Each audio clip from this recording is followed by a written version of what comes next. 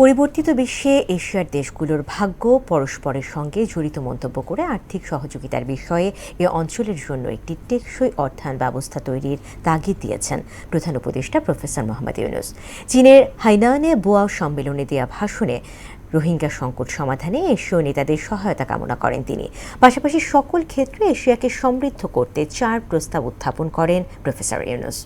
মনিরুল ইসলামের প্রতিবেদন।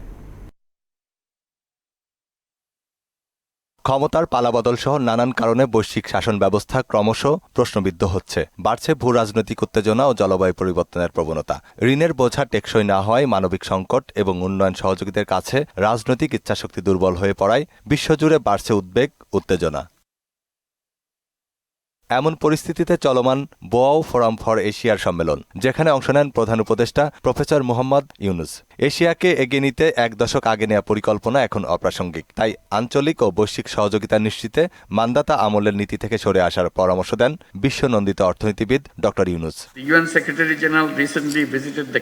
জলবায়ু পরিবর্তনের বিরূপ প্রভাব তুলে ধরে ঝুঁকি মোকাবেলায় অনুদান ভিত্তিক বরাদ্দ চান তিনি।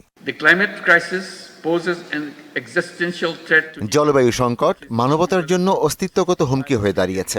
এশিয়া প্রশান্ত মহাসাগরীয় অঞ্চলে জলবায়ু দুর্যোগ সম্পর্কিত অর্থনৈতিক ক্ষতি 65 বিলিয়ন মার্কিন ডলারের সমতুল্য। বাংলাদেশের মতো জলবায়ু ঝুঁকিপূর্ণ দেশগুলি উৎপাদনশীল খাতে বিনিয়োগ সীমিত করায় দেশীয় সম্পদ ব্যবহার করতে বাধ্য হচ্ছে। এমন পরিস্থিতিতে অনুদান ভিত্তিক জলবায়ু অর্থায়ন প্রয়োজন, যার অভিযোজন এবং প্রশমনের মধ্যে ন্যায়সঙ্গত বণ্টন থাকবে। জনগণের আস্থা ফেরাতে সংস্কার কাজ চলমান। এটি সম্পন্ন হলে মানুষের মৌলিক পরিবর্তন ঘটবে বলেও জানান প্রফেসর ইউনূস।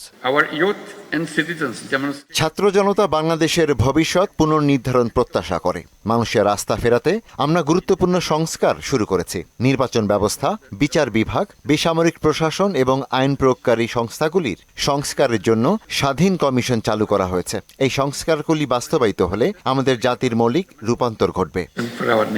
রোহিঙ্গা সংকট ক্রমেই বাড়ছে। তাদের নিজ দেশে ফিরে যেতে এশিয়ার নেতাদের সহযোগিতাও চান তিনি।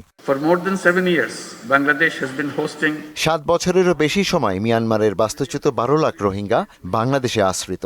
আমরা উল্লেখযোগ্য সামাজিক, অর্থনৈতিক এবং পরিবেশগত খরচ বহন করে চলেছি। জাতিসংঘের মহাসচিব সম্প্রতি সংহতি প্রকাশ করে শিবির পরিদর্শন করেছেন। রোহিঙ্গাদের নিজ দেশে মর্যাদাপূর্ণ প্রত্যাবাসন নিশ্চিত করার জন্য এশীয় নেতাদের এক হতে হবে।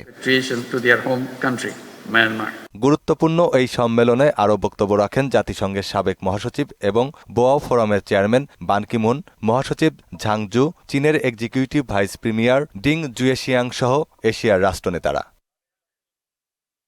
মনিরুল ইসলাম, মোহনা সংবাদ।